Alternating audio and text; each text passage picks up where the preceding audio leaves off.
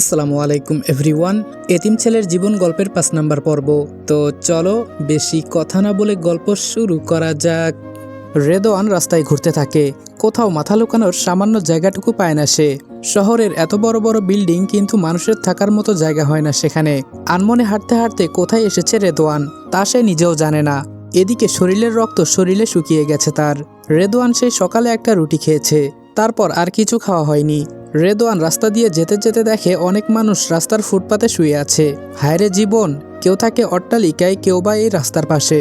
সবাই তো মানুষ, তাহলে এত পার্থক্য কেন এই দুনিয়াতে? সবার তো একটু ভালোভাবে বাঁচতে মন চায়। কেউ কি দেখে না, কেউ কি বোঝে না গরিবের কষ্ট? সবার মন কি এই শহরের ইট পাথরের মতো শক্ত? রেদওয়ান ওদের সাথে ঘুমানোর চিন্তা করলো, কিন্তু জায়গা পাচ্ছে না। কোথায় ঘুমাবে? শেষে রেদওয়ান একটা রাস্তার কুকুরের পাশে একটু জায়গা পেলে সেখানেই ঘুমিয়ে পড়ে। একে তো মার খেয়েছে, তার উপর এতদিন এত কষ্ট করা, আবার না খেয়ে থাকা। চোখ বুঝতেই ঘুমিয়ে গেল রেদওয়ান।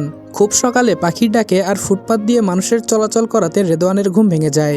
ঘুম ভাঙলে দেখে তার পাশের মানুষগুলো অনেক আগেই ঘুম থেকে উঠে চলে গেছে, আর কুকুরটা রেদওয়ানের গায়ের উপর শুয়ে। কি আজব দেখেন, শেষে কিনা রেদওয়ানের সঙ্গী হলো রাস্তার একটা কুকুর। রেদওয়ানের পুরো শরীর খুব ব্যথা করতেছে, আর গা জ্বরে পুড়ে যাচ্ছে, মাথাটাও তুলতে কষ্ট হচ্ছে। কোনো রকমে সেখান থেকে উঠে ব্যাগটা কাঁধে নিয়ে কাজের সন্ধানে চলল রেদওয়ান। সারাদিন সবার কাছে কাজের জন্য ঘুরেছে, কিন্তু কেউ রেদওয়ানকে কোনো কাজ দেয় নাই। এই শহরে মামা খালু আর টাকা ছাড়া কোনো কিছুই হয় না। আর মানুষটা যদি গরিব আর এতিম হয়, তাহলে তো রাস্তার কুকুর মনে করে সবাই। এই শহরে যতগুলো গাড়ি আর বড় বড় বিল্ডিং আছে, তাতে করে মনে হয় না এই শহরের মানুষ গরিব হতে পারে। তবুও তারা এমন ব্যবহার আচরণ করে, তারা মনে হয় খুব অসহায়। রাতে রেদওয়ান একটা ফার্মেসি থেকে জ্বর আর শরীর ব্যথার ওষুধ নেয়, তারপর একটা ছোট দোকান থেকে হালকা কিছু খায়। আজকে রেদওয়ানের রাতে ঘুমানোর স্থান হয়েছে একটা ছোট লেকের ধারে বেঞ্চে। ব্যাগটা মাথায় দিয়ে ঘুমিয়ে গেল রেদওয়ান। এদিকে রহিম আজ অনেকদিন থেকে রেদওয়ানের সাথে কথা বলতে পারে না। যতবার রাজুকে সে ফোন করেছে, ততবার রাজু বলেছে সে অফিসে আছে। রহিমের রেদওয়ানকে নিয়ে খুব চিন্তা হচ্ছে। ছেলেটা একেবারে সহজ সরল, না জানি ছেলেটা কেমন করে আছে। যাদের বাবা মা দুনিয়ায় নাই, তাদের মতো অভাগা আর কেউ নাই দুনিয়ায়। যার বাবা মা আছে, না খেয়ে থাকলেও তারা তাদের সন্তানের খবর নিতে পারে, খেয়াল রাখতে পারে। রহিমের কাছে রেদওয়ানের একটা ফটো আছে, তা হাতে নিয়ে দেখতে থাকলো। খুব মায়াবী চেহারা রেদওয়ানের। আর যখন রেদওয়ান হাসে, তখন মনে হয় রেদওয়ান পৃথিবীর সেরা সুখী, তার কোনো দুঃখ নাই। আর এই ফটোটা রেদওয়ান হাসতে হাসতেই তুলেছিল। দেখে মনেই হবে না ছেলেটা অনেক কষ্টে আছে। না, আমাকে ঢাকা যেতে হবে, নিজে গিয়ে ছেলেটার খবর নেওয়া লাগবে। ততদিন না হয় আমার সহকারী অফিসটা দেখাশোনা করবে, মাদ্রাসাটা তারাই চালাবে। আজকে 2 দিন 2 রাত থেকে রেদওয়ান এখানে অজ্ঞান হয়ে পড়ে আছে। যখন রেদওয়ান চোখ মেলে তাকায়, প্রায় বিকেল হয়ে গেছে। রেদওয়ান নিজেও জানে না সে আজ 2 দিন থেকে অজ্ঞান অবস্থায় এই পার্কের বেঞ্চে শুয়ে আছে। রেদওয়ানকে এইখানে অনেক লোক দেখেছে, কিন্তু কেউ আর এসে দেখে নাই রেদওয়ান বেঁচে আছে নাকি মরে গেছে। রেদওয়ানের শরীরের উপর মাছি ভনভন করতেছে, তার কারণ তার শরীরের রক্ত আর পিঠে প্রায় ঘা হয়ে গেছে। বিকালে রেদওয়ান সেখান থেকে উঠে আবারও কাজের সন্ধানে যায়, কিন্তু কোথাও কোনো কাজ পায় না। হঠাৎ দেখতে পায় একটা বৃদ্ধ রিকশার চালককে একটা কার লাগিয়ে দিয়ে পালিয়ে যায়, আর রিকশাটা উল্টে লোকটা পড়ে যায়। কেউ সাহায্য করার জন্য এগিয়ে যায় না তার কাছে। রেদওয়ান আর কিছু না ভেবে লোকটার কাছে গিয়ে লোকটাকে ধরে তুলে এবং ভাঙা রিকশাটা কোনো রকমে টেনে রাস্তার সাইডে নিয়ে আসে। রিকশা চালককে তার মালিকের কাছে নিয়ে আসে রেদওয়ান, অর্থাৎ গ্যারেজে। সাথে রিকশাটাও কোনো রকমে ধরে নিয়ে আসে। রিকশাটা মালিককে দেখায়। মালিক রাগ হলেও বুঝতে পারে বৃদ্ধের কোনো দোষ নাই। তারপর মালিক মেকারকে বলে রিকশাটা ভালো করতে। রিকশা চালকের নাম আবুল। আবুল বলল, তা বাবা তুমি কেডা, তোমার নাম কি, বাড়ি কই, আর আমাকে এভাবে সাহায্য করলে কেন? রিকশা চালক আবুলের কথা শুনে রেদওয়ান চোখের পানি ছেড়ে দিল। তখন প্রায় সব রিকশা চালক গ্যারেজে রিকশা জমা এবং ভাড়ার টাকা দিতে এসেছে, আর মালিকও আছে। রেদওয়ানের কান্না দেখে সবাই একটু এগিয়ে আসলো। এই হলো গরিব মানুষের দোষ। যদি দেখেছে আরেকটা গরিব মানুষ বিপদে পড়েছে বা কান্না করতেছে, তখন ওই গরিব মানুষগুলো সাহায্যের হাত বাড়িয়ে সামনে এগিয়ে আসে। গ্যারেজের রিকশা চালকগুলা সবাই রেদওয়ানকে জোর করে কেন সে কান্না করতেছে, তখন তার সব ঘটনা খুলে বলে। সবার চোখে পানি, এমনকি গ্যারেজ মালিকেরও চোখে পানি। হয়তোবা গরিব বলে রেদওয়ানের দুঃখটা তারা সবাই বুঝতে পেরেছে, তাই তারাও কেঁদে ফেলেছে। আবুল বলল, আরে বেটা, কে বলেছে তোর আপন কেউ নাই দুনিয়ায়? আমি আছি, এখানে যারা আছে সবাই তোর আপন। আজকে থেকে তুই আমাদের সাথে এখানেই থাকবি। মালিক বলল, হ্যাঁ রেদওয়ান, তুমি এখানে থাকবে, বুঝলে? আর একজন গিয়ে ডাক্তার ডেকে নিয়ে আসো। আগে রেদওয়ান সুস্থ হোক, তারপর বাকি সব কথা হবে। আর আজকে থেকে রেদওয়ান এখানে থাকবে, আমার কোনো আপত্তি নেই। তখন একজন ডাক্তার ডেকে নিয়ে আসলো। এরপরে রেদওয়ানের চিকিৎসা করালো। এবং রেদওয়ান প্রায় 10 দিনের মধ্যে পুরোপুরি সুস্থ হলো।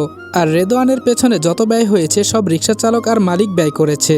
কিন্তু কতদিন আর এভাবে অপরের কাঁধের উপর রেদওয়ান বসে খাবে? আর সব রিক্সা চালক এক জায়গার মানুষ না, সবাই আলাদা আলাদা জেলার মানুষ। আর সবাই গরিব হওয়াতে আরেকটা গরিবের কষ্ট দুঃখ বুঝতে পেরেছে।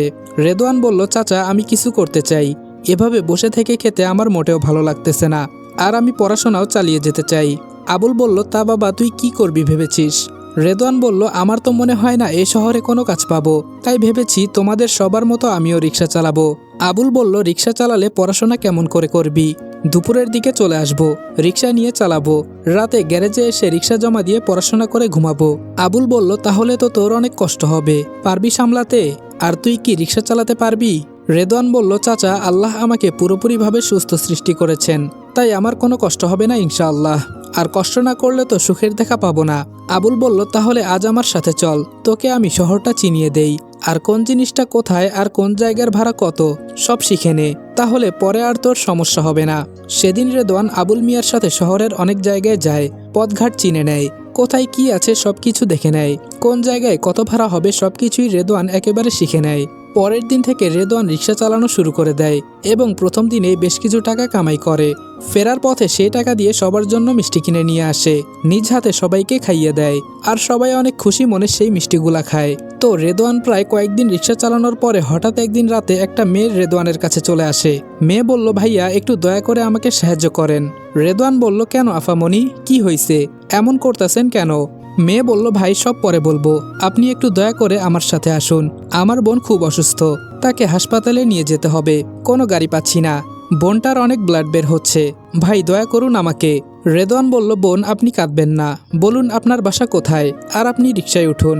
মেয়েটা রেদওয়ানের কথা মতো রিকশায় ওঠে আর রেদওয়ানকে পথ দেখিয়ে দেয় তাদের বাসার সামনে আসলে মেয়েটা বলে, ভাই আসুন, আমি একা পারবো না ওকে নিয়ে আসতে। তারপর রেদওয়ান মেয়েটার সাথে বাসার ভেতরে যায়। ভেতরে গিয়ে দেখে একটা 16 থেকে 17 বছরের মেয়ে বাসার মেঝেতে উপর হয়ে পড়ে আছে এবং তার কোমরের নিচ থেকে প্রচুর রক্তক্ষরণ হচ্ছে। মেয়েটা বলল, ভাই আমার বোনকে দয়া করে তুলে একটু রিকশায় বসান, আমি রক্ত দেখতে পারি না। রেদওয়ান সাথে সাথে পড়ে থাকা মেয়েটাকে পাজা কোলে তুলে 2 হাতের উপর নিল। আর তখন রেদওয়ান মেয়েটাকে সামনের দিকে করলে বুঝতে পারে আসলে রক্ত কোথা থেকে বের হচ্ছে। রেদওয়ানের মাথা যেন ঘুরে পড়ে যাবে, এত রক্ত কী কারণে বের হবে মেয়েটার ওই স্থান থেকে। অত কিছু না ভেবে দৌড়ে গিয়ে মেয়েটাকে রিকশায় তুলল আর তার বোনকে রিকশায় উঠে তাকে ধরতে বলল। রেদওয়ান রিকশা খুব জোরে চালাতে শুরু করে, কিন্তু যখন মেয়েটাকে রেদওয়ান কোলে করে নিয়েছিল তখন মেয়েটার শরীর একটু একটু ঠান্ডা ছিল। রেদওয়ান বলল, বোন যদি কিছু মনে না করেন আমাকে বলবেন কি কারণে রক্ত বের হচ্ছে। আর উনি জ্ঞান হারিয়ে ফেলেছে। মেয়েটা বলল, ওকে ধর্ষণ করা হয়েছে। রেদওয়ান বলল, মানে কিভাবে আর কে এমন বাজে কাজ করলো? মেয়েটা বলল, ভাই বোনটা আমার ছোট থেকেই চাপা স্বভাবের, কোনো কিছু হলেও সে কাউকে মুখ ফুটে কিছু বলতো না। ও আমার ছোট খালার ছোট মেয়ে, ওরা 2 ভাই বোন, কিন্তু খালা খালু তাদের ছেলেকে অনেক ভালোবাসে। 4 দিন আগে হঠাৎ করে সংবাদ আসে আমার নানা গুরুতর অসুস্থ, তাই আমার খালা খালু আর খালাতো ভাই নানা বাড়িতে যায়।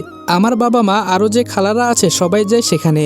সেদিন আমার বোনের মানে অসুস্থ মেয়েটার ঋতুস্রাব হয় আর তার প্রচণ্ড পেট ব্যথার কারণে যেতে পারে না। আর সেদিনই এর ফুফাতো ভাই বেড়াতে এদের বাসায় আসে, তাই খালা খালু ওর চাচাতো ভাই আর ফুপুর ছেলেকে ওদের বাসায় রেখে যায়।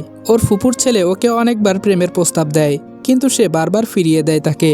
সেদিন রাতে বোনটা আমার পানি খাওয়ার জন্য কিচেনে গেলে পেছন থেকে ওর মুখ চেপে ধরে মেঝেতে শুইয়ে দিয়ে সারা রাত ওই জানোয়ার দুটো ধর্ষণ করে। তার এই অবস্থা থাকার পরেও আমার বোনটা তাদের এমন পাশবিক নির্যাতন সহ্য করতে না পেরে জ্ঞান হারিয়ে ফেলে। যখন ওর জ্ঞান ফিরে তখন ভোর হয়েছে আর দেখতে পায় তার গায়ের জামাটা প্রায় ছিঁড়ে গেছে আর সে উলঙ্গ হয়ে আছে। কোনো রকম রুমে গিয়ে একটা চাদর জড়িয়ে বাথরুমে গিয়ে ফ্রেশ হয়। তারপর সারাদিন দরজা বন্ধ করে রুমে বসে থাকে, ভয়ে লজ্জায় কোথাও যেতেও পারে না, কাউকে কোনো কিছু বলেও না। একে তো ধর্ষণ আর দ্বিতীয় তার ঋতুস্রাব, 2টার যন্ত্রণা সহ্য করতে পারে না। অনেকটা ডিপ্রেশনে চলে যায় সে। রাতে সেই জানোয়ার দুটো আবার আমার বোনের রুমে গিয়ে বলে, তুই যদি কাউকে এই ঘটনা বলিস তাহলে সারা রাত আমরা দুজন যা করেছি তা পুরা দেশের মানুষ দেখবে, সবকিছু ভিডিও করে রেখেছি আর মুখ খুললে মেরে ফেলবো। কত করে বলেছি আমাকে ভালোবাস, তা করলি না, শেষে তো সব হারালি। হাসতে হাসতে তারা রুম থেকে চলে যায়। 2 দিন পর খালা খালু বাড়িতে আসলে আমার বোনটা তার বাবা মাকে বলে তার চাচার ছেলে এবং ফুপুর ছেলে তার সাথে অনেক খারাপ কিছু করেছে, কিন্তু ওর বাবা মা তা শুনে না। উল্টো তার চাচার ছেলে আর ফুপুর ছেলের কথা শুনে সেদিন খালা ওকে কয়েকটা থাপ্পড় মারে। তারপর খালা খালু আবার সেদিন নানা বাড়ি চলে যায় আর আজকে ওই জানোয়ার দুটো আবার তার এই সমস্যা থাকা অবস্থায় ধর্ষণ করে পালিয়ে যায়। পুরো বাসা ফাঁকা, শুধু ওই জানোয়ার দুটো আর আমার বোনটা ছাড়া 4 দিন থেকে বাসায় কেউ নেই। আর আজকে একটু আগে আমাকে আমার বোনটা ফোন করে ডেকে এনে সব কথা বলে, তারপর তো আপনাকে ডাকতে আসলাম। রেদওয়ান মেয়েটার কথা শুনে কান্না করে ফেলল। দুনিয়াতে এখনও এমন জানোয়ার বেঁচে আছে। আর মেয়েটার মা বাবাই বা কেমন, যারা নিজের সন্তানের খবর রাখে না, নিজের সন্তানের কথা বিশ্বাস করে না। এমন বাবা মায়ের ঘরে যেন কোনো মেয়ে সন্তান জন্ম না নেয়। রেদওয়ান বলল, বোন আপনি থানায় জানান নাই বিষয়টা? মেয়েটা বলল, না ভাইয়া, জানাতে পারি নাই। আর একটু জোরে চালান না ভাইয়া। রেদওয়ান মেয়েটার কথা মতো নিজের শরীরের সব শক্তি দিয়ে প্যাডেল ঘোরাতে থাকলো। পথ যেন শেষ হচ্ছে না।